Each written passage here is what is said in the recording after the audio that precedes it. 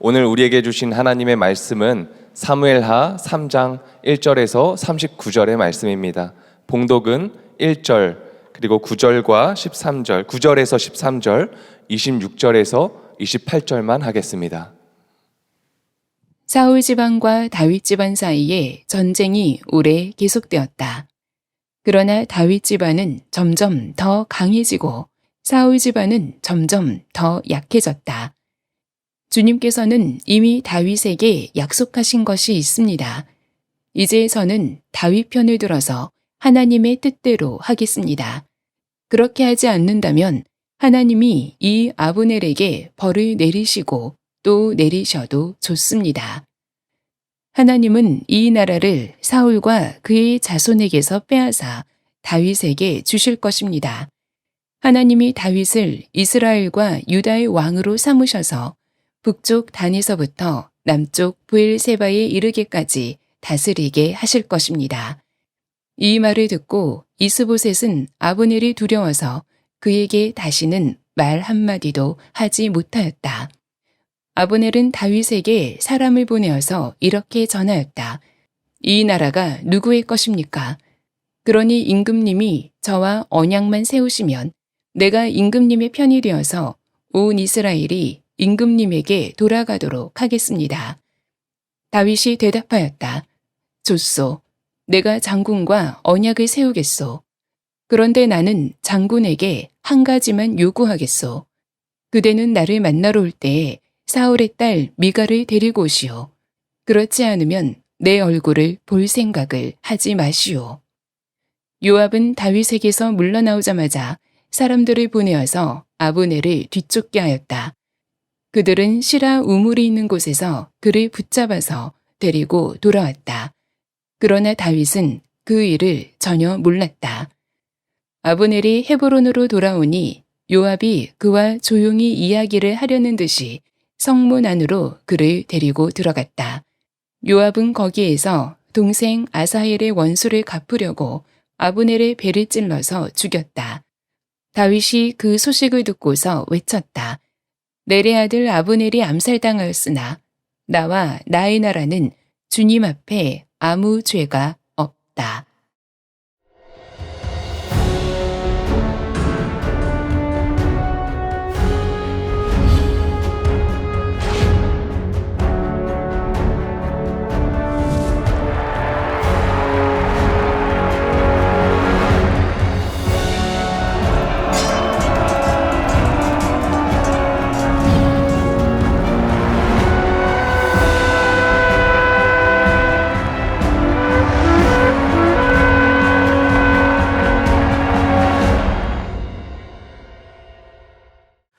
오늘 말씀의 제목을 하나님 나라를 가로막는 두 가지 욕망이라는 주제를 잡았습니다.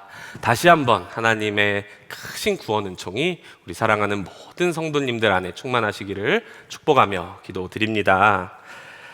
지난주 사무엘하 2장 말씀을 통해서 우리는 다윗이 비로소 왕좌에 오르는 장면을 보았습니다. 다윗은 겨자씨와도 같은 사람이었습니다.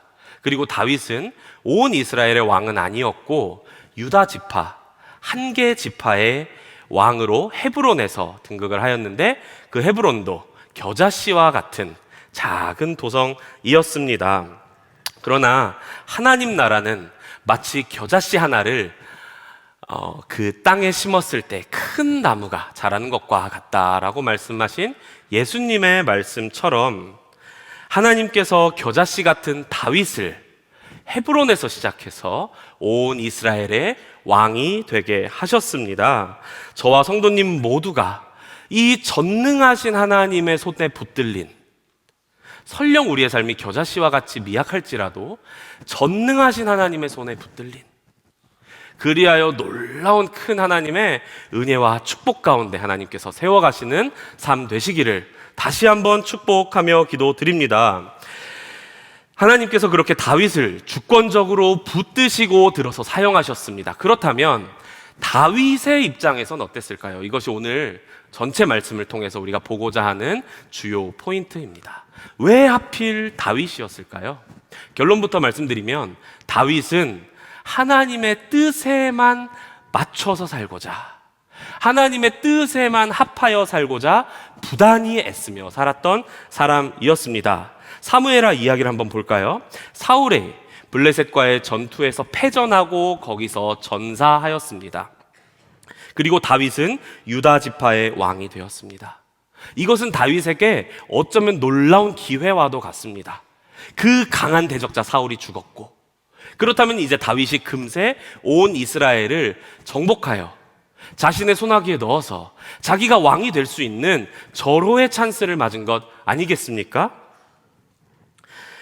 그 자신을 오랫동안 괴롭혔었던 사울 세력을 향한 피해 복수, 그리고 사울이 전사한 이후에 아직 규합되지 않는 약간 오합지졸처럼 되어버린 사울의 남은 잔존 세력들, 거기를 토벌할 계획이 왜 다윗에게 없었겠습니까? 그러나 다윗은 그렇게 하지 않았습니다. 오히려 다윗은 정반대로 행동을 했지요. 지지난주에 우리가 말씀을 통해 봤었던 것처럼 전심으로 사울의 죽음을 애도했습니다.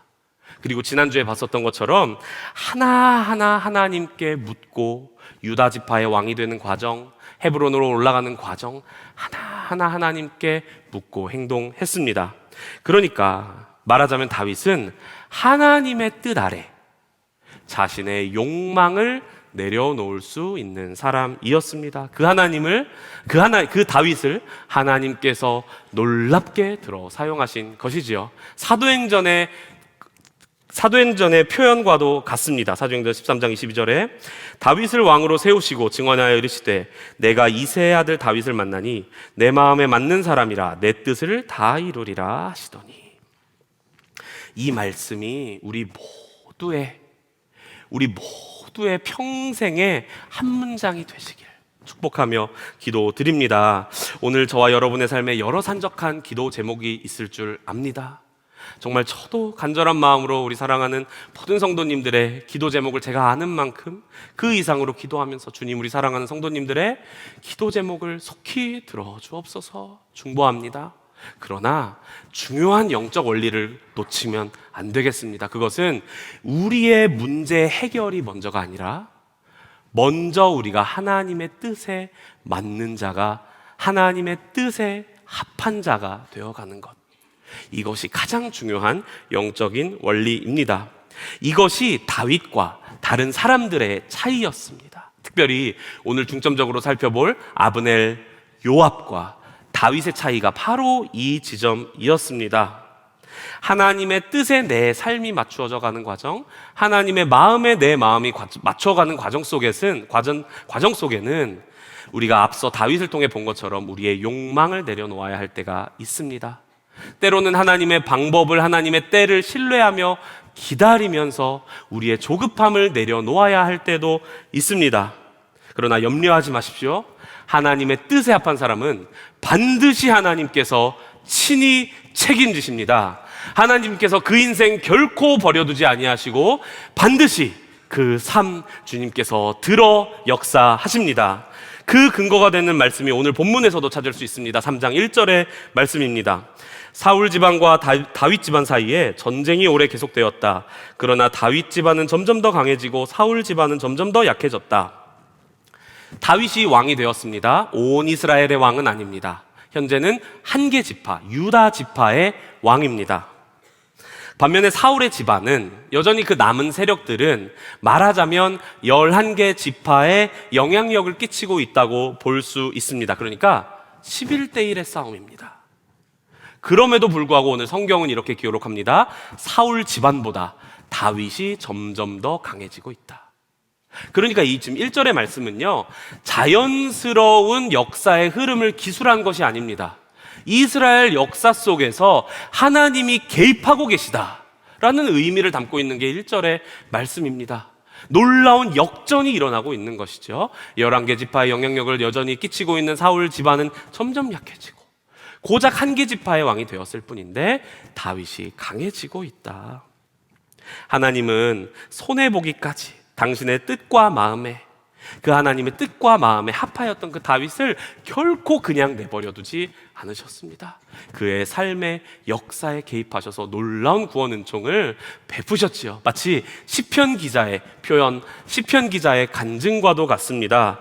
우리 괜찮으신 분들은 저와 여러분 우리 한 목소리로 합독하여 우리 시편 91편 말씀 함께 읽으면 좋겠습니다. 함께 읽겠습니다. 하나님이 이르시되 그가 나를 사랑한즉 내가 그를 건지리라. 그가 내 이름을 한즉 내가 그를 높이리라. 그가 내게 간구하리니 내가 그에게 응답하리라. 그들이 환난 당할 때에 내가 그와 함께하여 그를 건지고 영화롭게 하리라. 여러분, 이 말씀의 축복이 특별히 우리가 이제 구정을 앞두고 있네요. 여러분의 가정에 충만한 말씀의 축복이 되시기를 축복드립니다. 주님이 응답하십니다.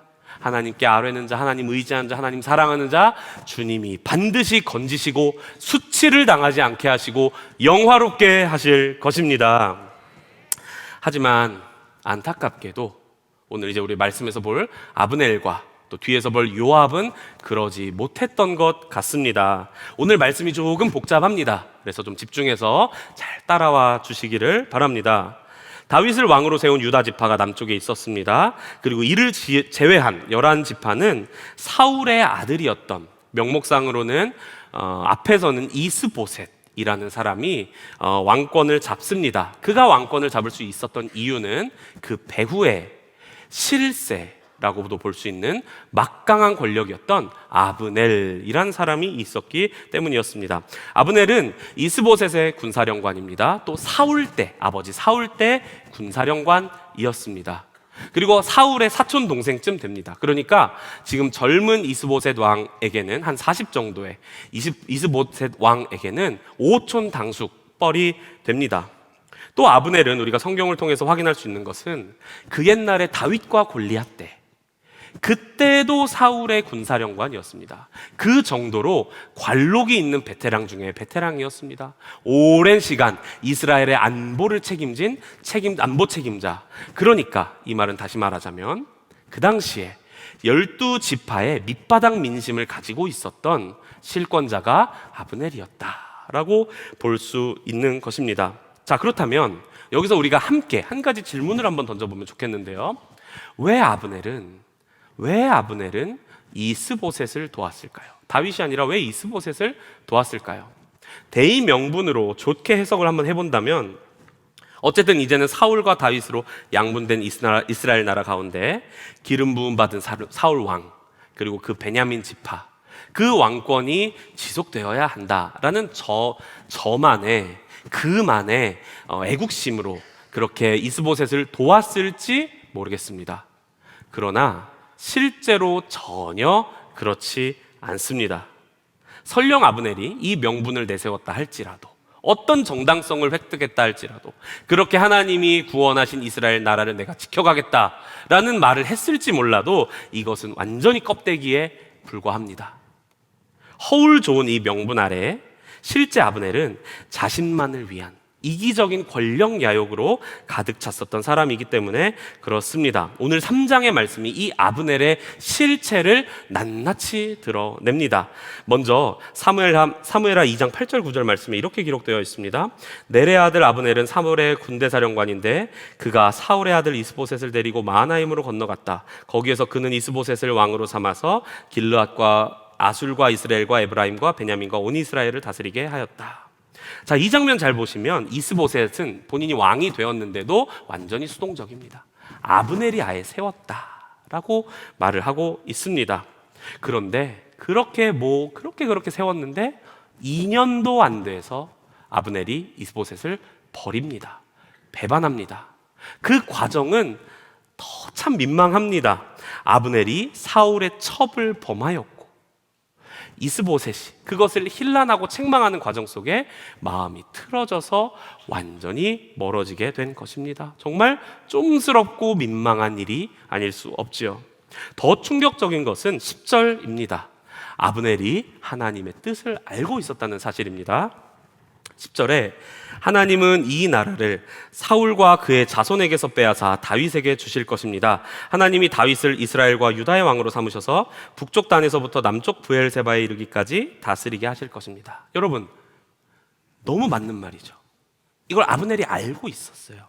그리고 이것을 이스보셋에게 싸우면서 얘기를 하고 있는 겁니다. 자, 그러니까 뭡니까? 아브넬은 하나님께서 다윗을 통하여 이스라엘 왕권을 이어가게 하신다는 그 계획을 알고 있었는데도 다윗을 대적하고 있었던 겁니다.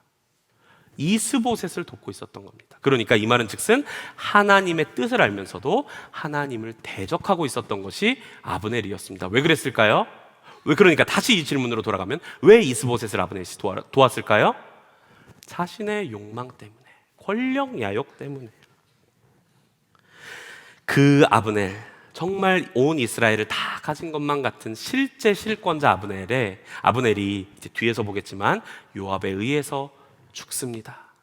그 마지막은 천하를 호령하는 아브넬이 아니라 너무나도 비참한 죽음이었습니다.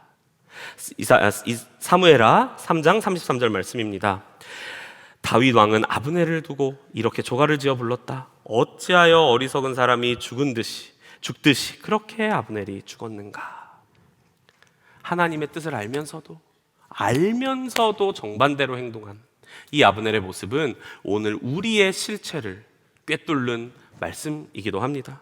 저는 지금 생각해도 마음이 섬찟해오는 한 사건이 있습니다. 제가 시골 작은 교회 담임자로 단독 목회 나갔던 첫 해의 일이었습니다. 교회는 좀 작았습니다. 그런데 근처에 학교가 있었습니다. 그래서 그 동네 아이들을 대상으로 좀 사역을 해야겠다, 이렇게 마음을 먹고 사역을 시작했습니다. 처음에 열심히 했습니다. 그러니까 아이들이 좀 오더라고요. 그런데 쉽게 생각했는데 아이들 사역도 되게 어렵더라고요.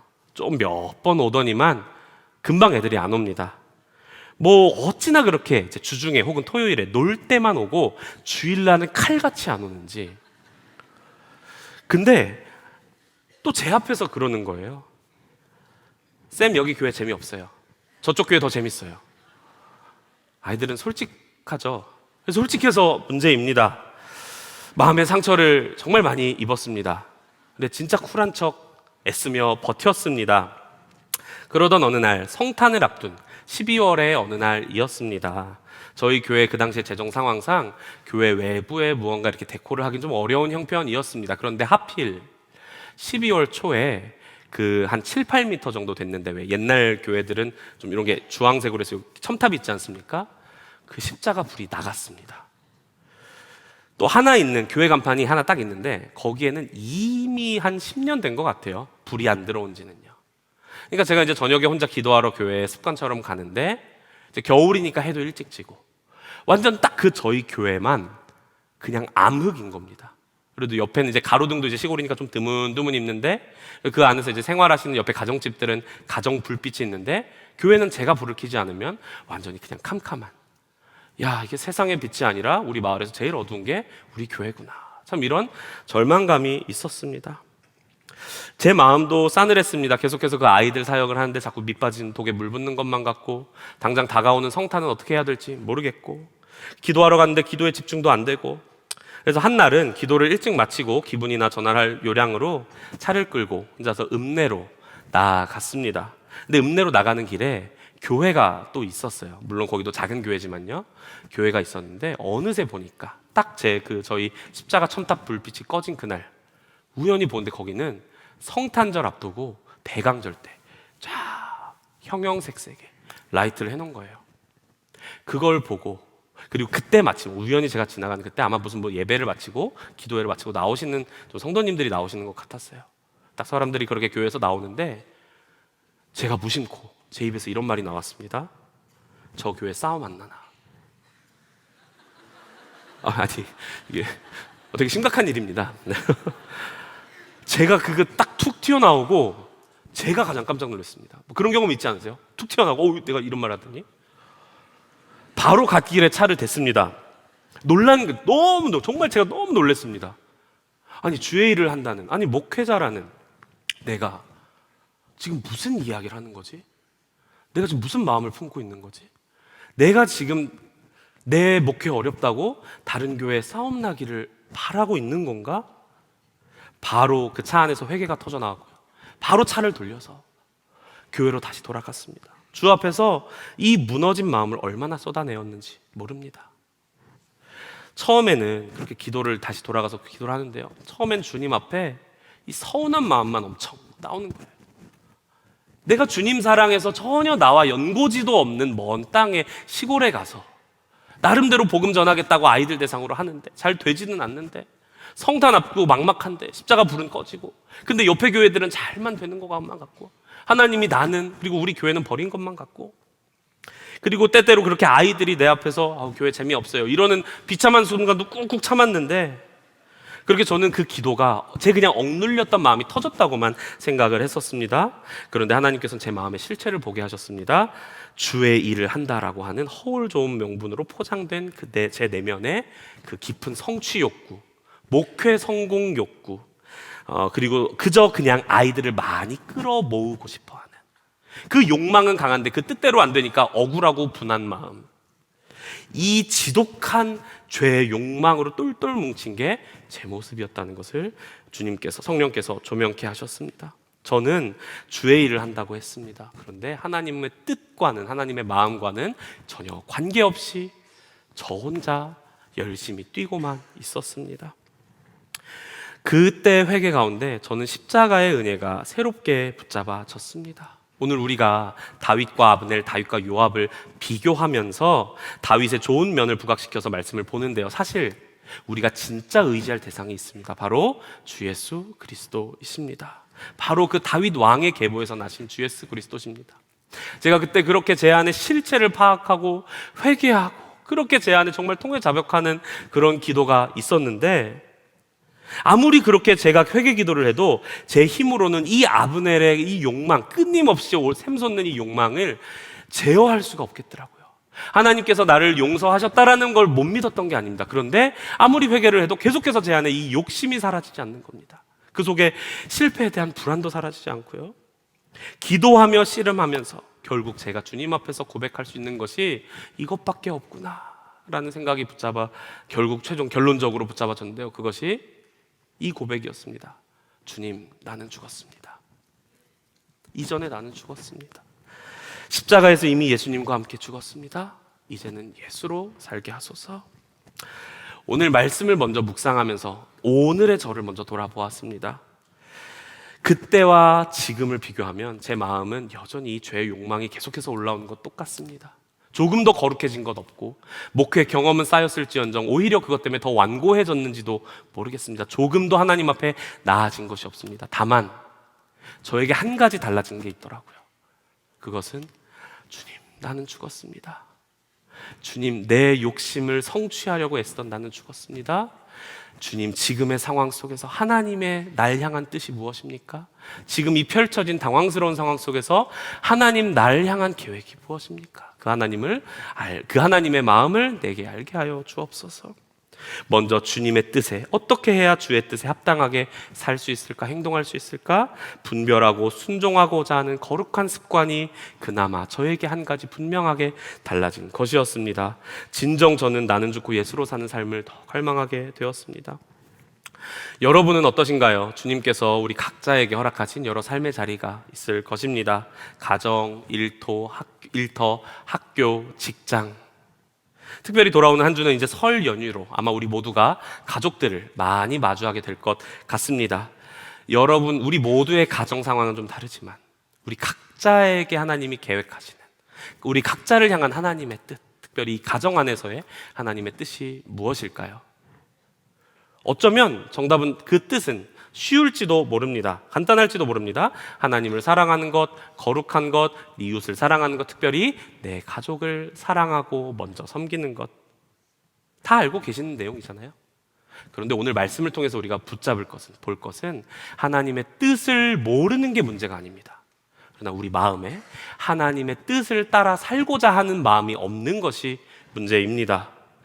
우리 주님의 뜻보다 우리의 죄된 마음을 더 크고 귀하게 여기는 것이 우리의 진짜 문제입니다.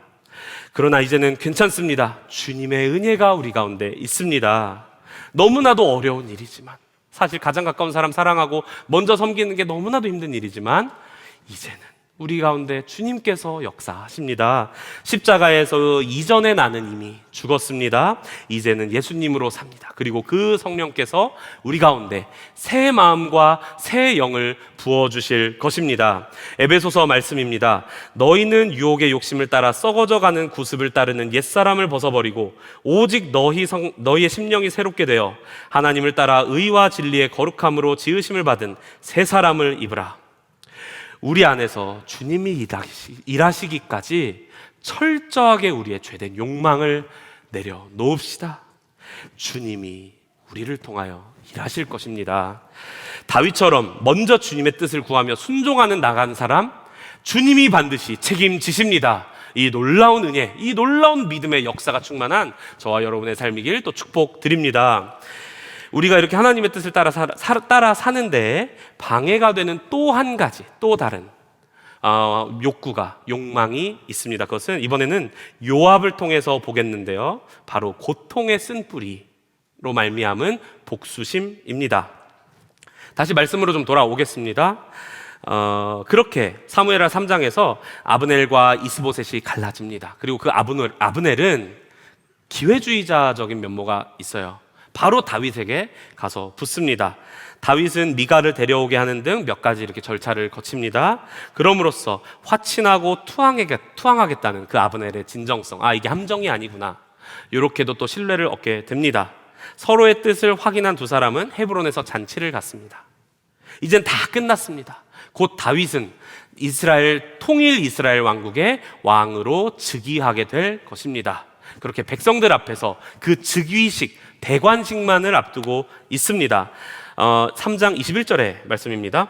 잔치가 끝나자 아브넬이 다윗에게 말하였다. 이제 그만 일어나 가서 온 이스라엘을 높으신 임금님 앞에 모아놓고서 임금님과 언약을 세우게 하겠습니다. 그러면 임금님이 원하시는 어느 곳에서나 원하시는 대로 왕이 되셔서 다스리실 수 있습니다. 다윗이 아브넬을 떠나보내니 그가 평안히 떠나갔다. 여러 우여곡절은 있었습니다. 그러나 결국 평화통일이라면 평화통일을 한 셈입니다. 그때 이제 요압을 필두로 한 다윗의 군대가 돌아옵니다. 늦게 화친의 소식을 들었습니다. 그리고 아브넬이 다윗 왕에게 사실상 투항을 한 그 이야기를 들은 거예요. 그러자 요압이 기뻐하는 게 아니라, 야, 이제 전쟁이 끝난 게 아니구나, 끝난 거구나, 이게 아니라 화를 냅니다. 다윗에게 따지러 갑니다. 아니, 어떻게 이럴 수 있습니까? 왜 이렇게 요압은 분노했을까요? 여러 가지 원인이 있지만 그 중에 하나가 그 아브넬이 전쟁 중에서 요압의 동생이었던 아사헬을 죽였기 때문이었습니다. 그러니까 요압으로서는, 아니, 내 동생 아사헬을 죽인 그 아브넬, 그리고 우리 진영의 수많은 군인들을 죽인 그 아브넬과 어떻게 화친을 맺을 수 있겠는가, 이걸 지금 다윗 왕에게 따지는 것이죠. 그리고 바로 거기를 다윗 왕으로부터 나오자마자 계략을 꾸며서 아브넬을 따로 불러냅니다. 기습해서 사살합니다. 이 일로 말미암아 요압의 가문은 저주를 받습니다. 여러분, 이 말씀, 이 이야기가 어떠신가요? 인간적으로는 요압의 마음에 좀 동정의 마음도 좀 생기지 않으시나요? 전쟁 중이었지만 어쨌든 자신의 동생을 죽인 아브넬이기 때문에 말입니다. 이후에도 어쩌면 성경에 기록되어 있진 않지만 정당한 보복입니다, 다윗 왕에게 이렇게 토로하진 않았을까? 저라면, 제가 요압이라면 너무나도 억울했겠다라는 마음이 오늘 말씀을 묵상하면서 먼저 들었습니다.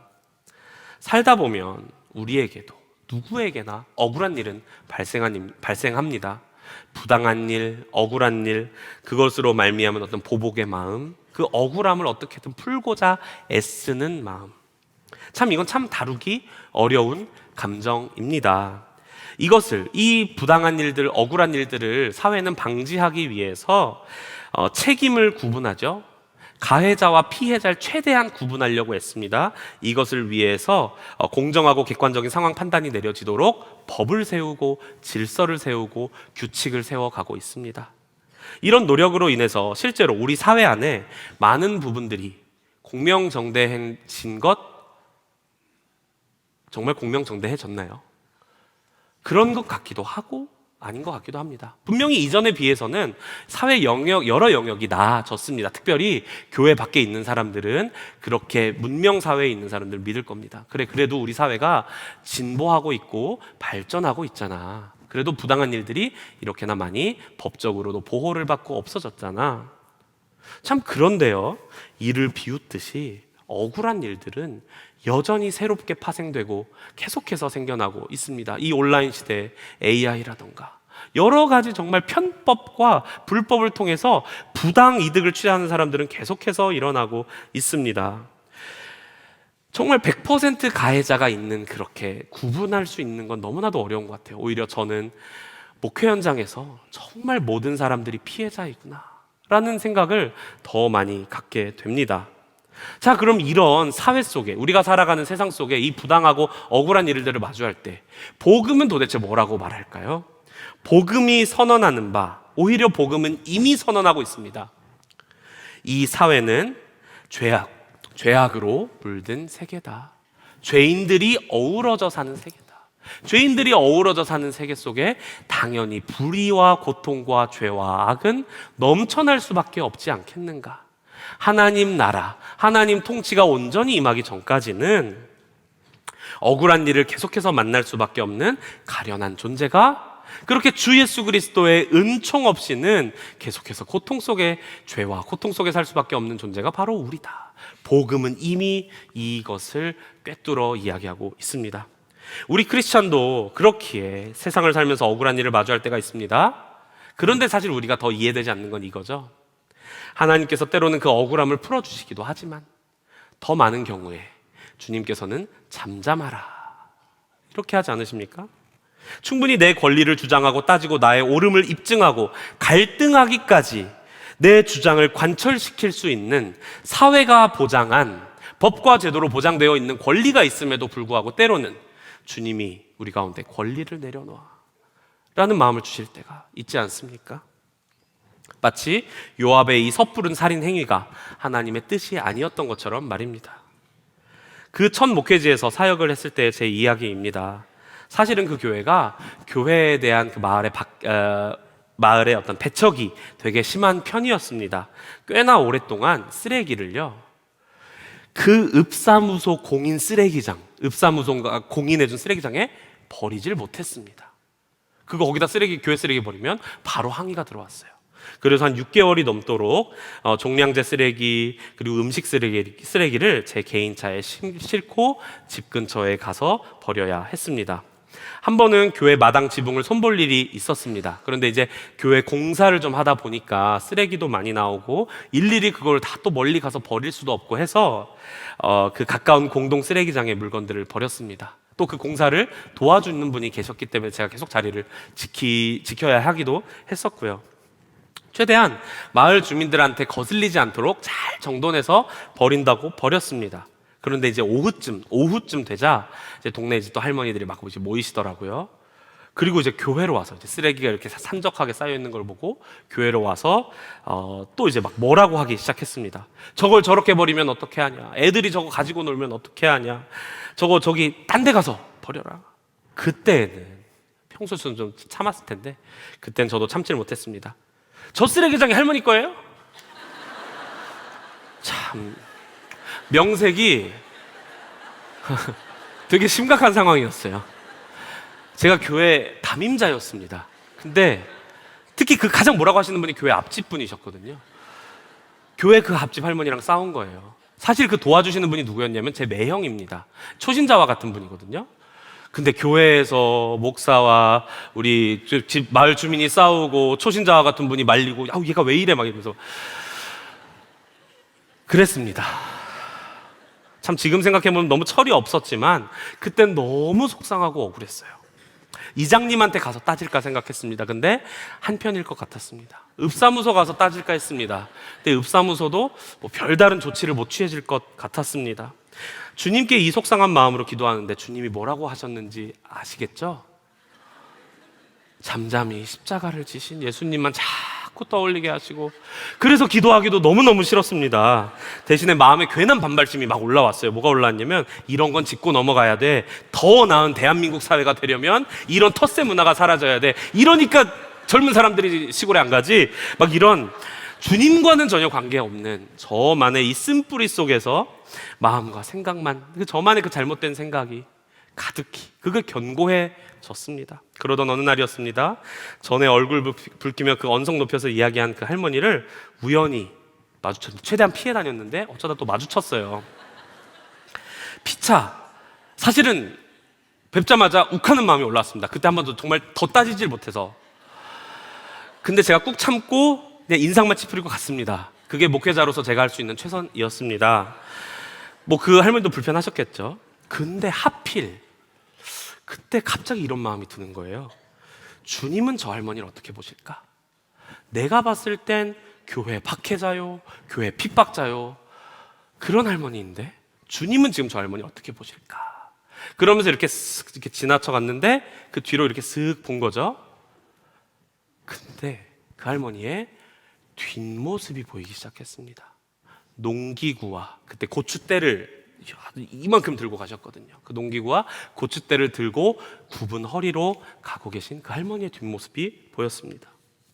그 순간 저로서는 정말 품을 수 없는 마음, 어떻게 더 언어로 이걸 표현해야 될지 모르겠는데 주님의 마음이 확 부어졌습니다. 갑자기 그 할머니가 너무나도 가련해 보이고 긍휼해 보이고 정말 사랑의 마음이 막 올라오는 거예요.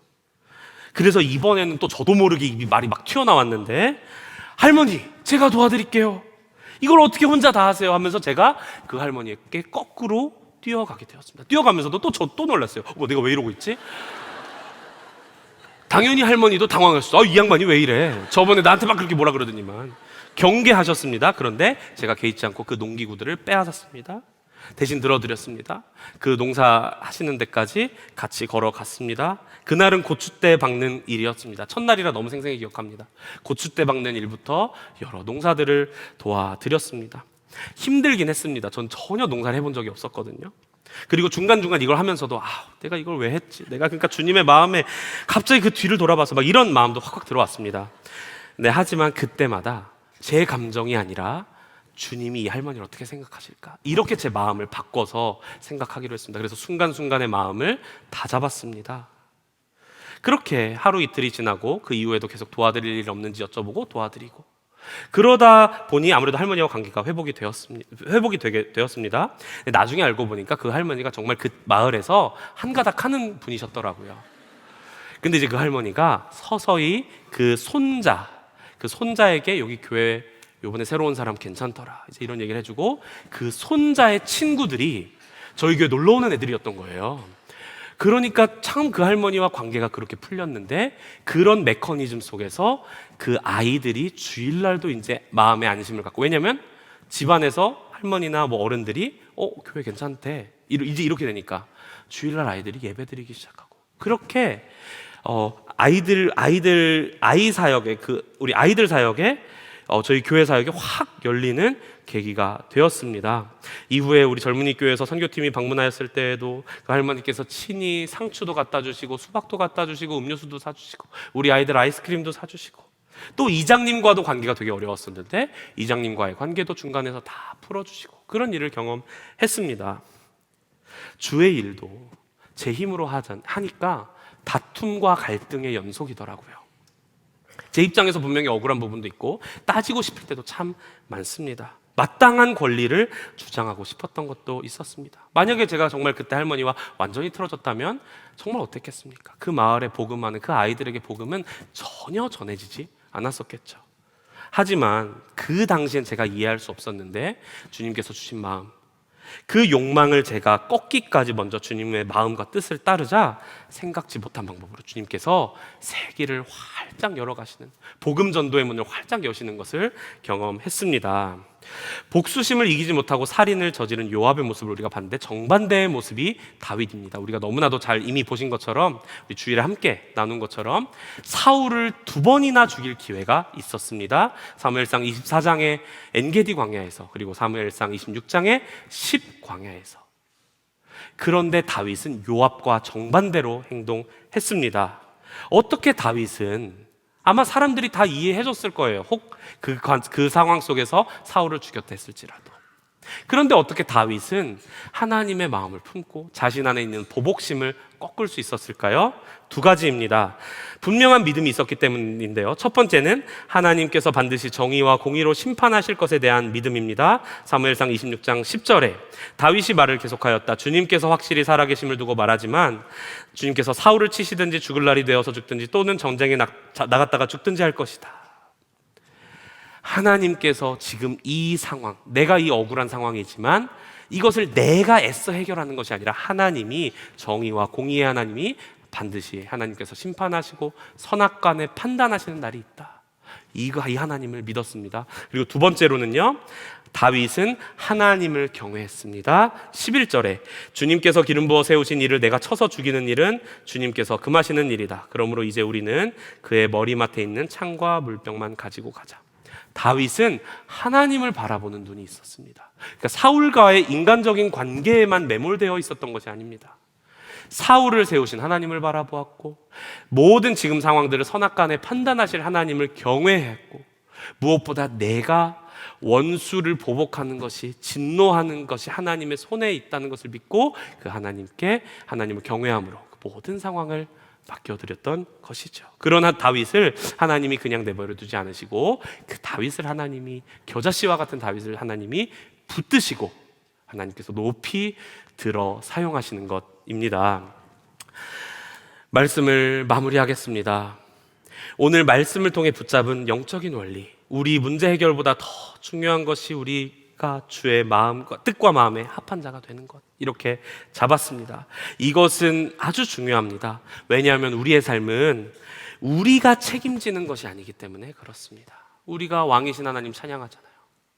우리의 삶은 우리의 삶의 주인은 주님이시기 때문입니다. 그 말은 우리가 애써 욕망을 성취하려고, 욕망을 이루려고 애쓰며 달려가는 삶이 아니라는 의미입니다. 대신에 겨자씨와 같은 미약한 우리 삶이라 할지라도 주님의 뜻을 따라갈 때 주님께서 우리의 삶을 놀랍게 들어 사용하신다라는 믿음, 그것이 우리에게 축복의 은혜입니다. 그래서 아브넬의 노력이 허사로 돌아갔던 이유, 요압이 어떻게든 자신의 그 억울함을 자기 힘으로 해결해 보려는 것, 그것이 도리어 더 큰 고통의 원인이 되었던 이유, 다윗의 행동이 어리석어 보였지만 결국 다윗이 옳았던 이유가 여기에 있습니다. 짧은 이야기 하나 나누고 마치도록 하겠습니다. 미국이 남북전쟁을 치르고 있을 때 유명한 일화이죠. 로버트 리라는 남군의 용장으로 인해서 전세가 북군에 유리하지 못하자 링컨 대통령이 고심에 빠져 있었습니다. 그때 북쪽 교회 신자들을 링컨을 위로하면서 염려하지 마세요. 하나님께서 우리 링컨 대통령 도우실 것입니다. 이렇게 위로했습니다. 그때 링컨이 남긴 유명한 말이 있습니다. 내가 염려하는 것은 하나님이 내 편이신가가 아니라 내가 하나님 편에 있는가입니다. 결국 그 링컨을 하나님께서 놀랍게 들어 사용하시고 링컨을 통하여 전세 역전을 시키셔서 하나님의 뜻을 이루어 가셨지요.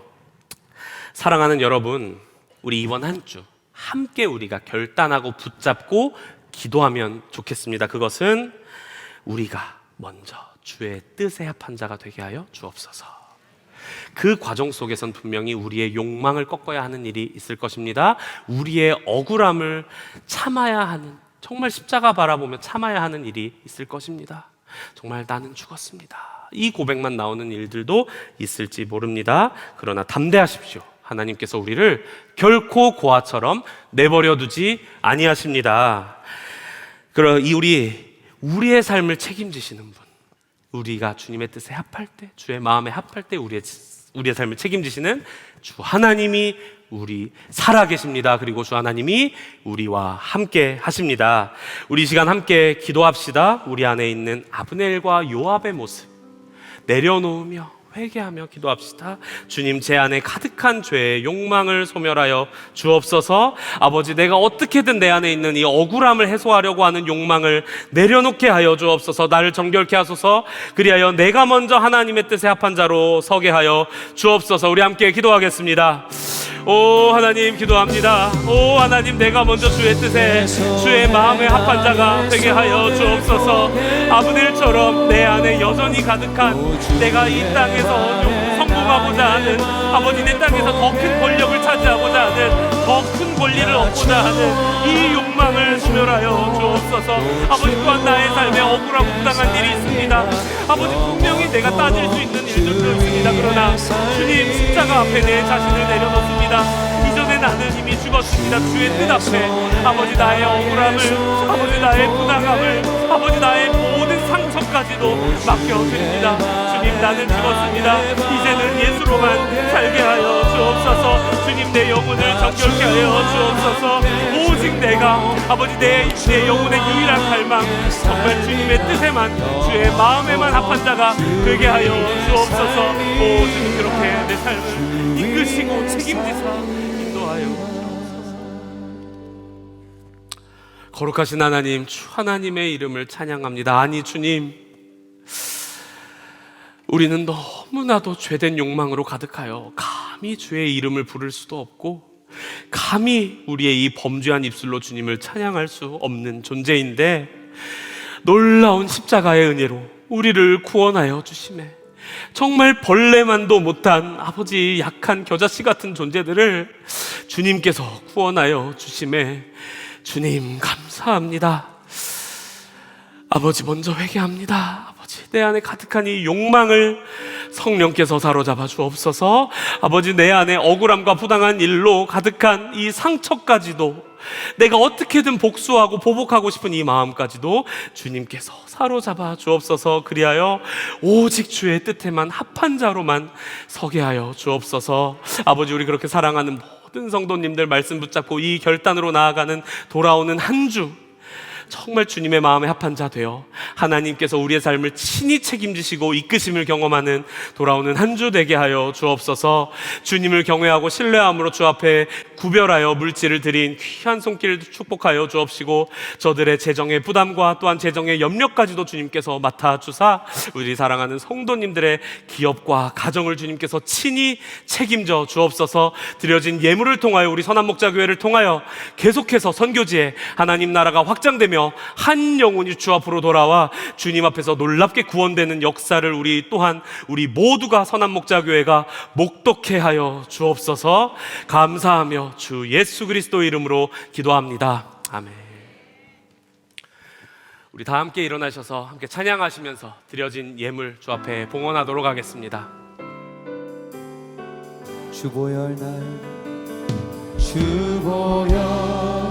날 정결케 하고, 주보혈 날 자유케 하니,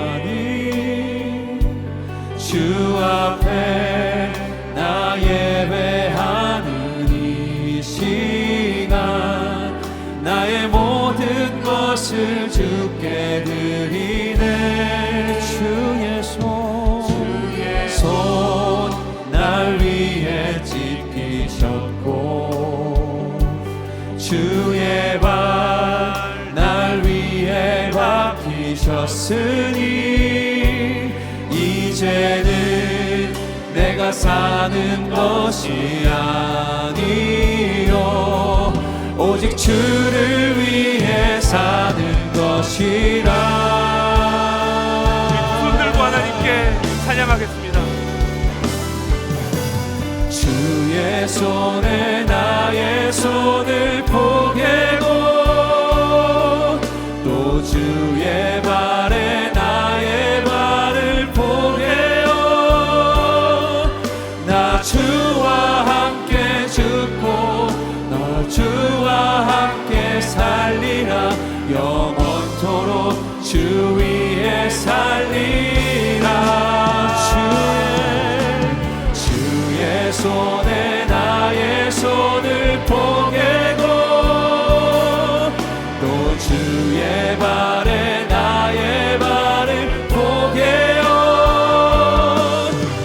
주와 함께 죽고 또 주와 함께 살리라. 우리 한 번 더 찬양합시다. 주의 손에 나의 손을 포개고 주의 손에 나의 손을 포개고 주의 발 나의 발을 포개어 나 주와 함께 죽고 또 주와 함께 살리라.